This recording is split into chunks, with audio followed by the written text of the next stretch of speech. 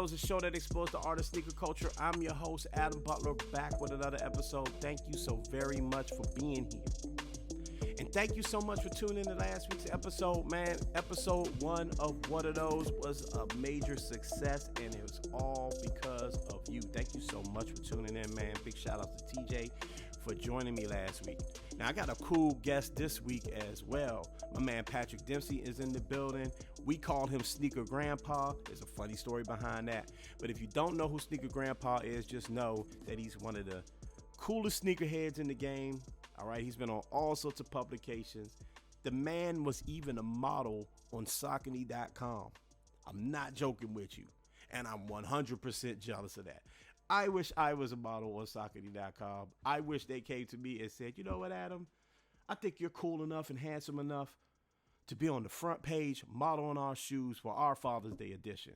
Holla at me, Saucony. What's going on, man? Get at me. Anyway, man, my man Patrick is here. He's super cool. We're going to talk about all sorts of stuff like being an influencer, right? Where we think the sneaker game is, gatekeepers in the community, and so much more. You guys don't want to miss it. So let me stop talking. Without further ado, let's talk to Sneaker Grandpa. So what's going on, sir? Hey, man, how are you? Good to see you. Good to see you again. Yeah, you know what, though? I realized, though, now, to everyone that doesn't know, I said in the intro, you definitely featured in the What Are Those sneaker documentary. Thank you so much for doing that, by the way, man. Yeah, that was thanks for definitely including me. Oh, no problem at all, man. But we weren't able to do that interview in person. We've talked a couple of times, but we weren't able to really do that interview in person. Actually, your kids did that interview for you. I sent you the questions. Yeah. That's the magic of movie making, right? So this is a great opportunity, man. We really get to chop it up about sneakers. Thank you so much for coming on the show, brother. Yeah, absolutely. Always something I'm happy to talk about. Definitely. So before we get into the important things, right? Let's talk about the name. Sneaker Grandpa. I know you've been asked this a billion times, but just for the audience, let them know where the name came from. Yeah, so I'm not a grandpa, actually. I'm 47 years old, and I've got 2 daughters that are 13 and 10, so I'm still a dad. I guess technically, if you did the math, you know, some things happen. I could be a grandpa, but I'm not. But obviously the beard is started turning gray when, maybe right after I turned 40. I wasn't that old, and so my avatar and or my profile pic on Twitter was me holding my girls with the gray beard. And this one night I won this big auction on a penny auction site for some sneakers, and when the sneaker site shouted me out, some kid commented, "Well, hey, enjoy the sneakers, Grandpa." So I kind of just went with it. Like, I'm just going to lean into this. I'm going to take it and make it mine. That's great. It's unique. It's fine. So yeah, not to be confused with the sneaker Gramps or whoever dude that wears all the Supreme and his grandson takes pictures. Oh yeah, that guy. Yeah. It's funny. Those, both of the points you just made, right, brings me to what I want to really talk about with you. And you are, and I don't say this just because you're on the show. You really are truly one of my favorite sneakerheads to follow, and I'll tell you why. I am very much, as you know, into the art of the sneaker culture. Delving a little deeper into the conversation about sneaker culture. The community that comes along with sneaker culture. We're in 2021. We're like a week away from 2022. And right now we're in a very hype beast kind of, era of sneakers, right? What I really like about you is that you're super authentic, right? You wear what you like. Reeboks, Saucony, Jordans if you wear them, if you want them, Dunks, whatever, if you want them, but you're a big Reebok guy. Tell me about your love for Reeboks, Saucony, and other silhouettes and other companies like that. Well, first of all, thank you. I appreciate that. No, I mean, I think problem. That's one thing that I really strive to do. And it's funny when I go on interviews or do things, people are like, well, you got all these followers, you got to figure out how to monetize it. I'm like, I know, but if I monetize it, then it becomes a job and it's not fun anymore. This is fun for me. I have a job. So This is the distraction from that for me. So, if through that I can benefit by getting some free shoes or whatever, or free stuff, or getting access to events or whatever, that's great. Do things like this, wonderful. But, I think there's too much focus on that of like, how do I make this a job? But to answer your question, I mean, to me, Nike, when I first started getting into it, was just kind of really starting to come up. And so at the time, especially Reebok was huge. I mean, they'd really made the inroads into the US and were just we're making a really high quality product. But Yeah. it also, at the time when I really started getting back into sneakers, Nike and Jordan brand were just not making great stuff. I had all these memories of what it was supposed to be like. And then I buy a pair and put them on and go, man, I'm too old for this. I can't wear this all day. And so I started trying to gravitate toward those other things. But it's also to the effect what you're saying is it's always been about how do I not be like everybody else? That to your point is a lot of, and I don't want to dog on anybody, but it's just sort of the way it is in a large part that people want, you go to a sneaker show or you go to a sneaker shop, everybody's wearing kind of the same thing. It's like a sneaker head uniform. Yeah. And it's, there's probably about 5 or 6 shoes that you can bet you're going to see. And so it's always been, how do I not be that? How do I go and someone says, what are those? What's different? I've never seen those before. And it's amazing that with the Reebok or with like right now, one of my favorites, the Saucony, the Grid Web, that people just, oh, those are nice, and then recently here at the shop, they were gifted a few pairs and a couple of people wearing them all the time. I love these. They're great. It's like, I've been telling you guys forever. Yeah. Just like someone the other day posted the Reebok Beatnik, which I'm sure you've seen, kind of that mule sandal style. And someone plays like, man, I love these. These are great. I'm like, welcome to me a year ago. I've been trying to tell people, but it's people get caught up in the rat race. So to me, it's being unique, it's quality, it's design, it's comfortability, all those things that, like you said, if I want to wear a Jordan 1 or a 3 or 4 or a Dunk, I'll put them on, but I'm probably going to be about halfway through the day looking for something else to wear going, all right, I can't do this anymore. Yeah.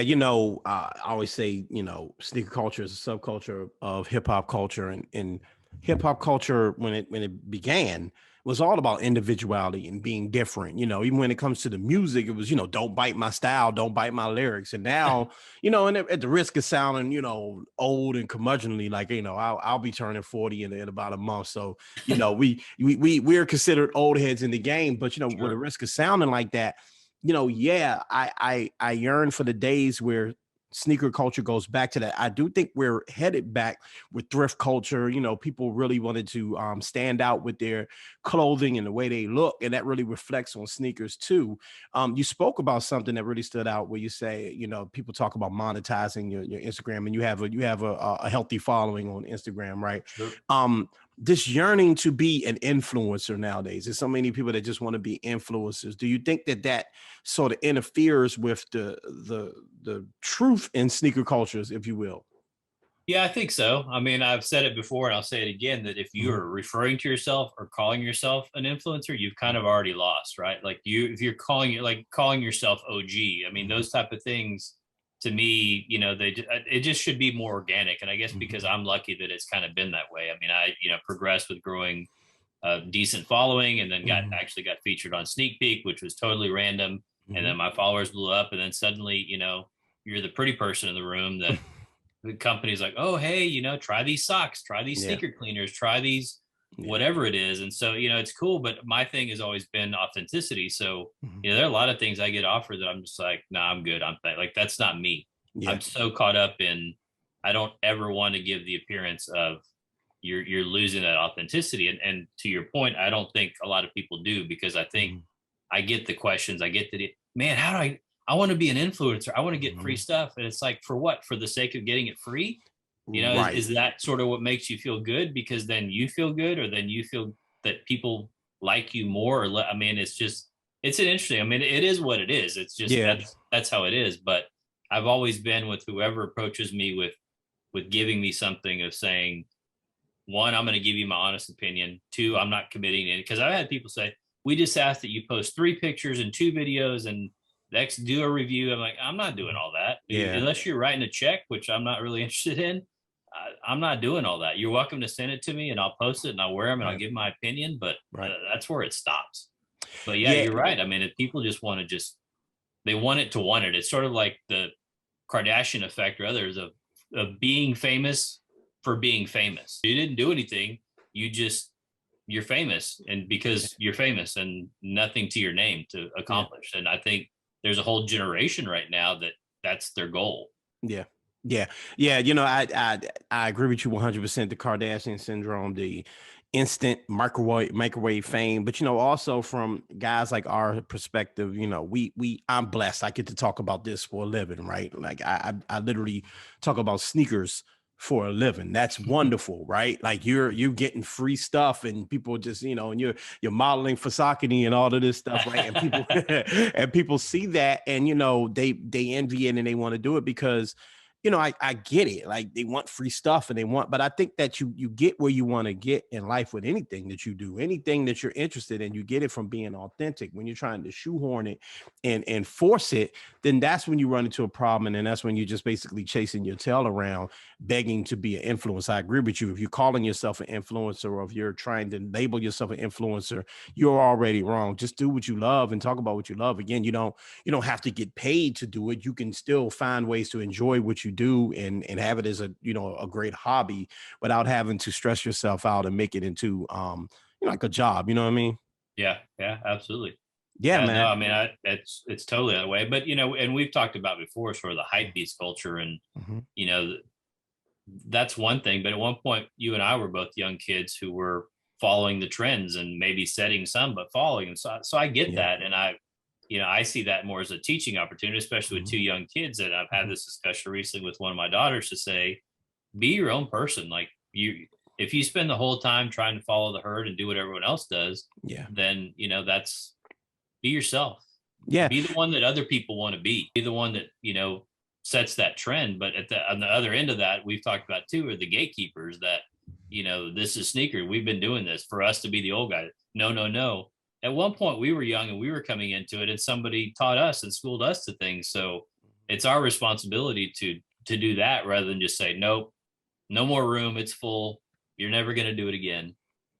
Yeah, that's a great point, because it brings me to like the evolution of sneaker culture, right? Where for us it was about sports, and I do want to talk about sports in a second. But for us it was about sports. It was like, what great athlete was wearing this sneaker, and who could we emulate? Who could we, especially when we were younger, like I would buy my J's and playing ball in them, right? And as I got older, I understood, hey, I'm going to just around to the club, do whatever, right? But for us, that's what it was about. Or if a collab happened, it was because some dope store was making the collab or whatever. Now it's really about, hey, this celebrity wears this celebrity has endorsed this, right? And I find that a lot of older sneakerheads, or gatekeepers, as you like to say, are very critical about not only just what sneakers young people are into. I'm sorry, how people get into sneakers, whether it be because of a rapper or what have you, but even the silhouettes that they choose to wear, some of the Yeezys and stuff like that. Do you think that some of the gatekeepers are kind of disrupting the game and disrupting growth in the game? Like, ultimately kids are going to do what they're going to do, and we may not be into. Do you think that some of the gatekeepers could stand to just take a step back and just let the game grow?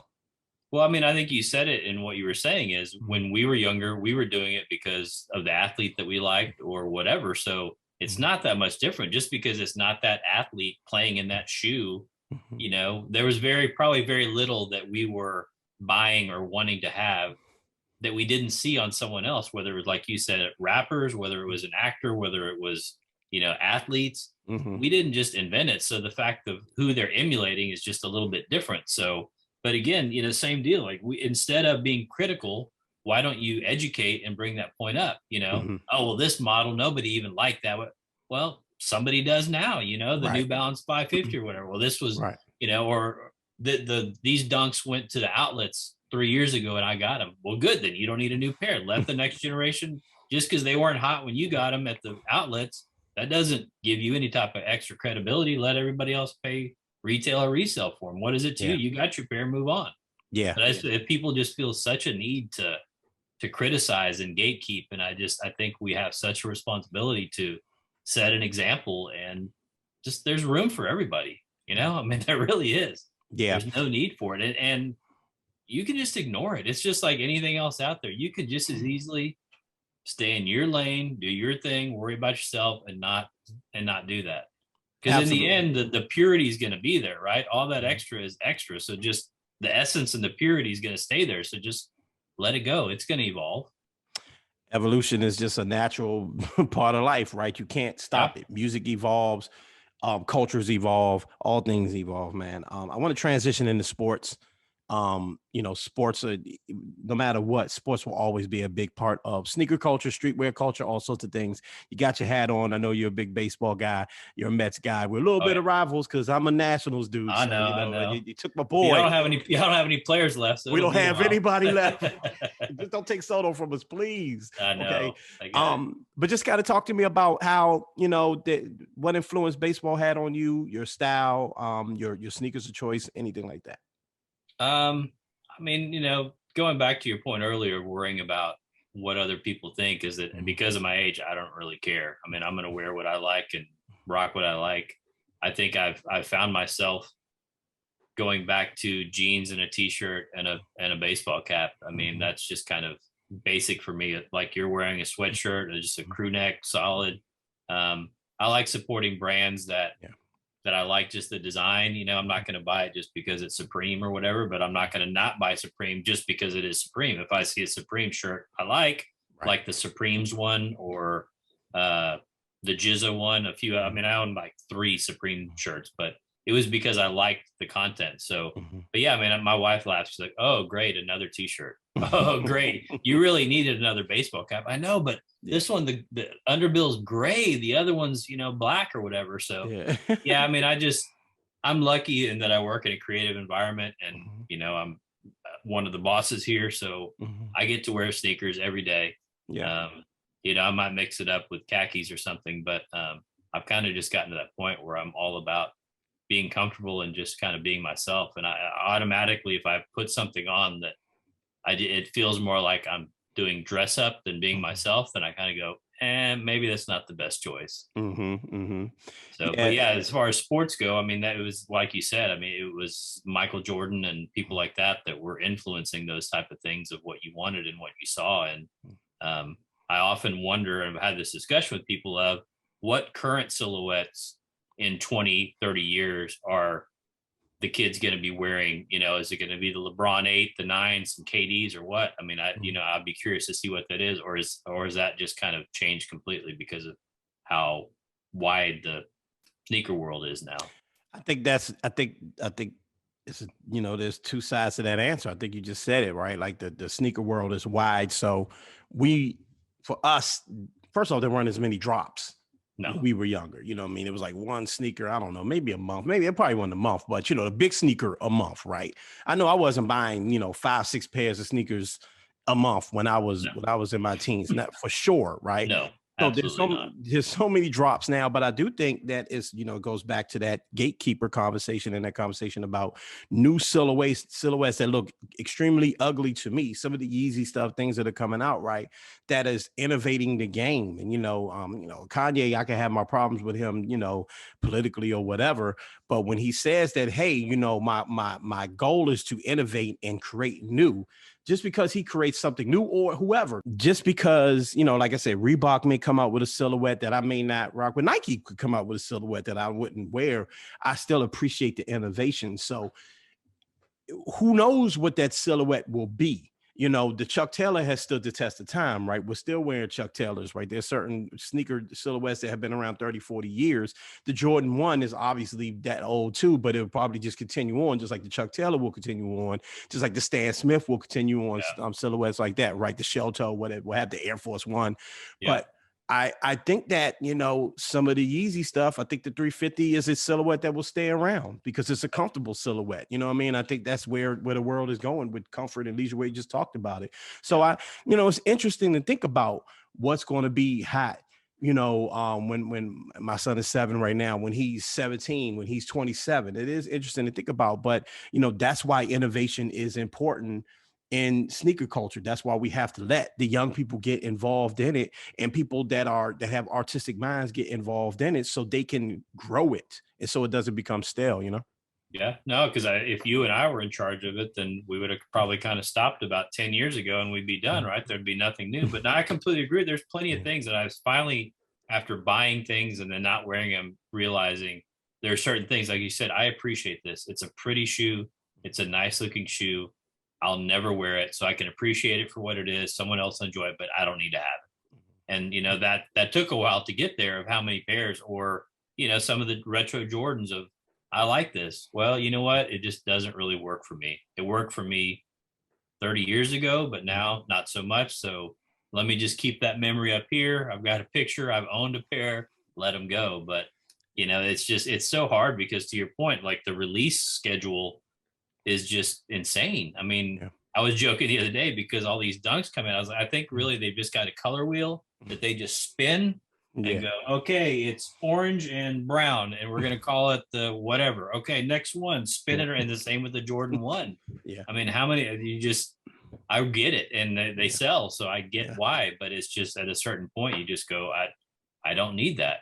Yeah, I think about that's such a great book because I think about like resale culture and such. And I try not to be hard on resale culture because I've definitely resold sneakers and I've definitely bought sneakers on resale. Sometimes you have no choice if you really want it, but you're right. Yeah. And I saw an interview with you recently. We talked about sneaker nirvana, and I thought that I actually wrote that down in my notes because I thought that was really like a dope statement. Because listen, like I said, I'm turning 40, right? And in my mind, I'm like, you know what? I want to do something big. I'm turning 40. I'm gonna do something really cool for myself. I'm gonna get this. I'm gonna get that. And I had it in my mind that I was going to get a pair of off whites, right? And then this was like when I started thinking about this is literally 2 weeks before Virgil passed away, unfortunately. So Virgil passes, resellers do what they do, and now the prices are higher. And I had that same feeling like I don't need it. Like I Yeah. want it and I can go all out. Yeah, I'm giving myself this excuse to spend a large amount of money because I'm having a birthday basically. But at the end of the day, for what I can spend, and this is something I really, and tell me what you think about this, man, because this is something I really want my audience to understand. Since the day I launched the movie and the day I launched this show, is that you could get 4 or 5 pairs for what you spend on those off whites, but get the off whites if you want them. But don't Yeah. get them because they're off whites. And I love Virgil. They just did a show dedicated to Virgil, right? But don't just get them because they're off whites. Get them because you feel good wearing them. The biggest compliments I get, if that's important, by the way, and it isn't, but it's just kind of indicative to how people view things, right? Everybody Are likes a from compliment. We all feel Yeah, good when this is true. somebody notices, right? This is true. This is true. But it's when I'm wearing Socrates, it's when I'm wearing something that I got, people call them GRs or whatever. It's when I'm wearing those things. Those are the ones people go, what are those? Not Yeah. the Travs, not the off whites. It's such an interesting dynamic. And I'm sure you get that because you're a big Reebok and Saucony guy, right? Yeah, absolutely. I mean, I all the time, like I said, but what are those? Like, I got them for 40% off of some site because, it was a collab between Reebok and some shop and it just didn't sell well. And I got, man, those are nice. What? Yeah. But Yeah. yet, like I said, I go and, the Amaminiere threes that came out and I'm standing there the day and there's like 3 guys standing there all wearing them. And I thought, Yeah. how much Yeah. must that suck? Like that you Yeah. probably paid more than retail for those and you're standing next to 2 or 3 other people that have the same thing. I mean, like I Mm-hmm. said, to each their own, whatever it is, but Yeah.